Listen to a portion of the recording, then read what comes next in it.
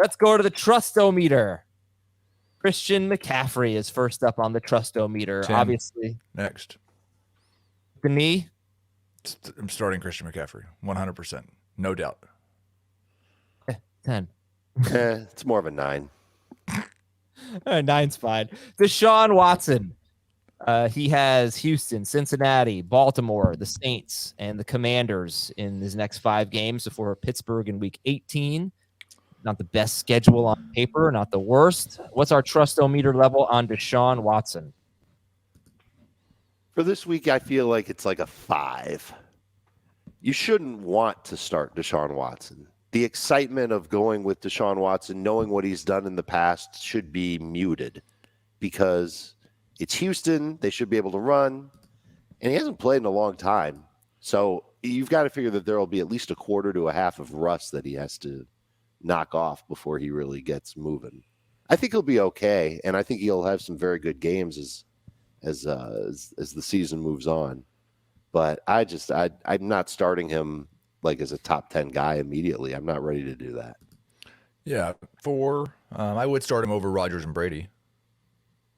I'd start Rodgers over him. Rodgers, huh? So Rodgers with the Bears, you'd start Watson? I would. All right. I agree with you on Brady.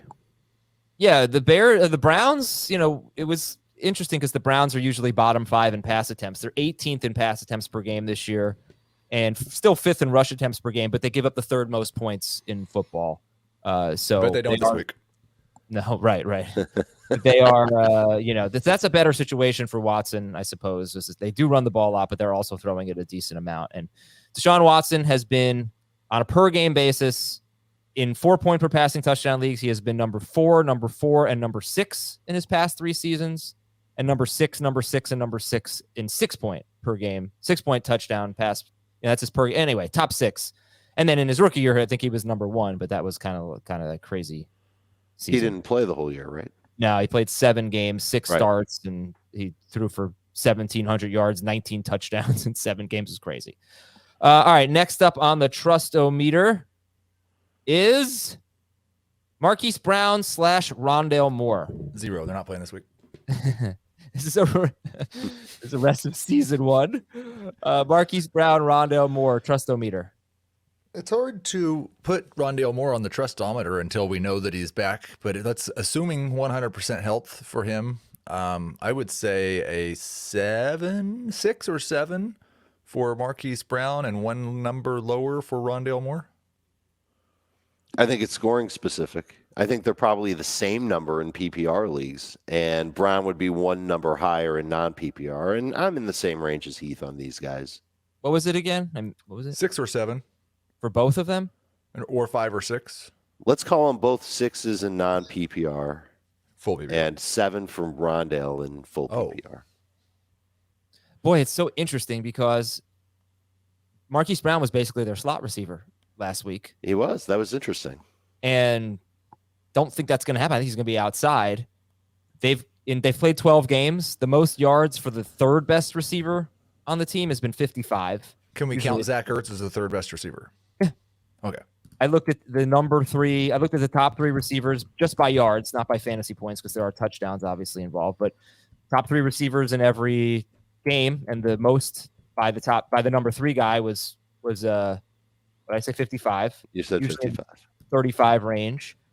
But as soon as Marquise Brown got hurt, DeAndre Hopkins came back. As soon as Rondale Moore got hurt, Marquise Brown came back. We just have not seen a single game with Hopkins, Brown, and Moore, or even Hopkins, Brown, and Dortch.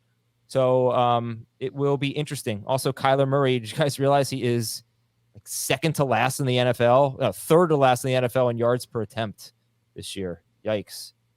6.1 yards per attempt. I expect he's going to be better if he has DeAndre Hopkins, Marquise Brown, and Rondale Moore all healthy. Are you concerned about James Conner taking more work away, or do you think that volume will still not be an issue? Conner had 25 carries against the Chargers, 14 against San Francisco, 21 against the Rams. That was a win. Like if he's going to be in the neighborhood of taking 15 to 20 carries away, that's a lot 15 of work. to 20 carries for sure, yeah. But if they run 65, 70 plays a game, like they usually do.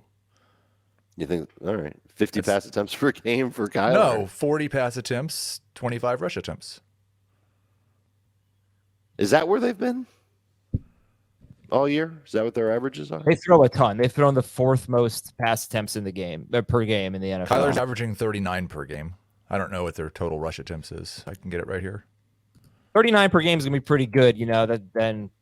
And last question here: any concerns about Hopkins? How many targets did he have last week? I know he only had 4 catches.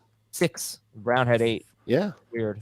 For the season, 39.5 pass attempts, 26.5 rush attempts. it's pretty good. Running back rush attempts or rush attempts? Just total rush attempts. Total rush Figure attempts. 7 You know of those that are Kyler will Kyler's. have some of those, right? Mm-hmm. Yeah, no. I mean, obviously Kyler or Hopkins is a must start. I'm not saying sit him or anything, but I think he's wide receiver 6 per game, something like that. Sure. What do you expect him to be going forward? Schedule was Patriots, Broncos, Bucks, Falcons, Niners. He just blurts out 12. 12. Well, I was just answering the question. Yeah, you're starting Hopkins, and I think Brown's going to be a number 3 receiver. I think Rondale will be a number 3 receiver in PPR. How often will multiple receivers have double-digit targets? That's what I would be worried about. And I'd give the lean toward Hopkins, but he's coming off a game where he was 2nd on the team in targets. I mean, if you lower that standard to 8 or more targets for 2 receivers, then you're talking Probably more likely. most games. I think Sure. 9 out of 12 or something like that. Right. And so here's the thing. You'll think, all right, someone will get squeezed, and you won't think it's Hopkins. And that's why there's going to be trust issues with the other receivers there. Would you rather have Marquise Brown or Michael Pittman? I think I feel better with Pittman. Yeah. Back to the trust-o-meter. These are all from our listeners, by the way. How about Christian Watson? In his last 3 games, he has 265 yards on 10 catches. He has the 6th most receiving yards in the NFL in that span. He's 2nd in yards per catch behind Darius Slayton, I believe. What is your You're bearing the lead. What? He has 6 touchdowns. Yeah, and 6 touchdowns. And Yeah. Oh, for yeah. end zone By the way, points. What is your? What do you think? Maybe I was going to get there. You know, your trust-o-meter on Christian Watson. I think I'm going to give him a 7. And the reason why I'm going to give him a 7 on the trustometer is because he's got some of the highest upside of anybody in football right now because of his ability to catch a deep ball for a touchdown or take a short play to the end zone. He's also seen targets inside the 10. He's playing a ton of snaps. He's in an offense that, for the most part, maybe not necessarily this week, but for the most part, will be in competitive games or playing from behind, so the ball will be in the air. For now, he's got a great quarterback, good enough quarterback. I guess he's not quite the same guy. Aaron Rodgers isn't quite the same guy, but I think when you look at him and you can use him as a flex, I think it's a slam dunk. As a number 2 receiver, might take a little bit more guts, but you think about a lot of the other receivers that are on the low end number 2, high end number 3 range that are getting you 12, 13 PPR points per week. You can make the case that Watson, I was thinking of Sutton. Sutton is that 12 to 13 PPR receiver. There's a case that Watson has more upside and that he should be started. I'm going to do the thing that I do and say that I don't think receivers like Christian Watson have anything to do with trust. It's the Gabe Davis scenario. You can't sit him right now. The upside's too high. You should recognize the floor is tiny. Like, he's getting 6 targets a game when they're throwing 30 passes. They're playing this week. They might throw 25 passes against the Bears or against the Rams next week. And there's a chance that he gives you 5 fantasy points, like Gabe Davis has done multiple times this season. But I think the ceiling's too high. I think if we further examine, though, the targets, I guess I didn't quite realize his target share in his last 3 games, Christian Watson, it's 42%, 16%, which is bad, and 24%. So that's 2 good target share games and 1 bad one. And in 2 of the 3 games, I didn't realize just how few pass attempts they had attempted. It was 20 in one game and 25 in the other. That's a little unusual. Rodgers is usually throwing more than 30 times per game. He threw 39. The concerning one would have been the Titans game, right? He threw 39 passes and only 6 of them went to Watson. But in the other 2 games, Dallas and Philadelphia, he actually had a very good target share. So I am hoping that if the pass attempts are above 30, you could be looking at consistently about 8 targets from Watson. And he's got so much potential to break a big play. He's done it yards after the catch. He's done it by just beating guys deep downfield. Got the 4 end zone targets in the 3 games. But you do recognize how low the floor is. Yeah. Of course. I think so. I mean, does he get more targets than Gabe Davis? Gabe Davis, who we're going to talk about soon when we preview the game, has 1 game all year with more than 7 targets. Is that kind of where you see Watson living at? Or 100%. Okay. Next up is Alvin Kamara on the Trustometer, 0 to 10 for Kamara. Oh, by the way, funny stat, because you compared him to Cortland Sutton in that 12 to 13 PPR range. Yep. Russell Wilson has thrown 8 touchdowns this year. Christian Watson has 6 in his last 3 games. Where are we on Alvin Kamara? Alvin Kamara, 0 to 10, Dave, on the Trustometer. I think he's at the same number as Watson. I think he's at a 7. He's not a guaranteed must-start running back anymore. He's had 3 straight rough games. Now he's going into a matchup against Tampa Bay, and I'm noticing that he's playing worse as the offensive line for New Orleans gets worse. And so when that offensive line gets better, I'll feel a little more confident in starting Alvin Kamara. A lot of people don't have the choice to sit Kamara because they know what his upside is. But we're seeing his floor pretty regularly here in November. Real quick, Heath, Dave, I never brought this up. His struggles started the second Eric McCoy got hurt. Mm-hmm. Their starting center. It was 4 games ago. He played 35% of the snaps, got hurt against the Ravens. This is I want to say Pro Bowl for sure. I'm not sure if he was an All-Pro at some point, but a very good center in Eric McCoy. The second he got hurt, the struggle started. There's more to it than that. I'll get into some of my thoughts, but Heath, your Trustometer level on Kamara. Yeah, I mean, it's probably a 4 this week at Tampa Bay. And then he has a bye. And then he gets the Falcons, Browns, and Eagles. If they come out of the bye a little bit healthier, then I could see him being in that 7 to 8 range as a high-end number 2 running back again. This week, he's ranked in my top 24 running backs, but it's him and Dameon Pierce both. I'm just actively searching for running backs who are not top 24 that I could rank over them because I don't want to start those guys. Yeah. How about this? 12, 11, 16, 13. Those are not his fantasy points in his past 4 games. Those are his touches in his past 4 games. That seems low for Kamara. His 67% snap rate last week was his lowest since week 1. And he left week 1 with an injury. And what happened last week? Mark Ingram came back. So man. Well, and he fumbled twice. He did fumble twice. But he usually plays about 72, 73% of the snaps when Ingram plays. So it was down a little bit, not huge. But we have seen that. We saw that last year where his lowest snap shares were with Mark Ingram. The other thing I wanted to mention was, like, you look at Kamara in the last 4 games, 9.2, 7.5, 12.9, 7.0 PPR fantasy points. The 4 games before that, they were all with Andy Dalton, and he killed it. He scored 17.5 or more in every game. He scored 23.4 in 1 game. He scored almost 43 points against the Raiders. So what has changed? Their offense has gone in the tank. They're not scoring nearly enough points. And how about this? In those first 4 games with Dalton, they were over 70. They were averaging over 70 plays per game. Let me see. Or no, 69.7 plays per game.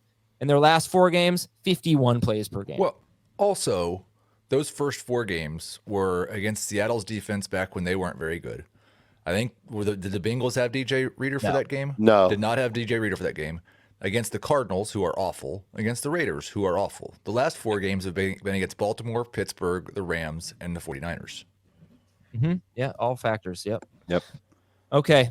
So I think you could be a lot more hopeful after the bye, which is week 14, week 15, Atlanta. Just hope you're playing after the bye. That's right. That's right. So if you can still trade Kamara, it would be a buy low with the eye on what would it be? Week 15. Week 15. Yeah. Playoff savior Alvin Kamara. Okay, last one here is the rookie running backs: Rashad White, Brian Robinson, Dameon Pierce, Ken Walker. Who are you most confident in? Rashad White, Brian Robinson, Dameon Pierce, Ken Walker. Walker. Yep. Not even a second thought. White would be very close to him for as long as Fournette's out. Well, I mean, you could easily argue that he'd be next 1, right? If Fournette is out, because he had 9 catches. Yeah, that's pretty good. Yeah, Walker starting to, he has, I don't remember where I brought this up. I think on the box score. Ken Walker, every running back with 80 or more carries, he has the second highest rate of carries for 0 or negative yards. Brian Robinson's coming off this great game against the Falcons. Let's not forget 2 weeks ago, he faced the Texans. He had 15 carries for 57 yards and he had no targets. So what's your trust-o-meter on Brian Robinson? His next 2 games are against the Giants with a bye in there as well. It's like a 6. Another running back that I'd like to find somebody to start over him. But if I don't have anybody, I'm okay going with Robinson. He's gotten a good workload. You can be a little more optimistic about him after the efficiency spike last week. Giants' run defense isn't dominant. No, Commanders want to run the football. Yeah, I'd start Robinson over Pierce.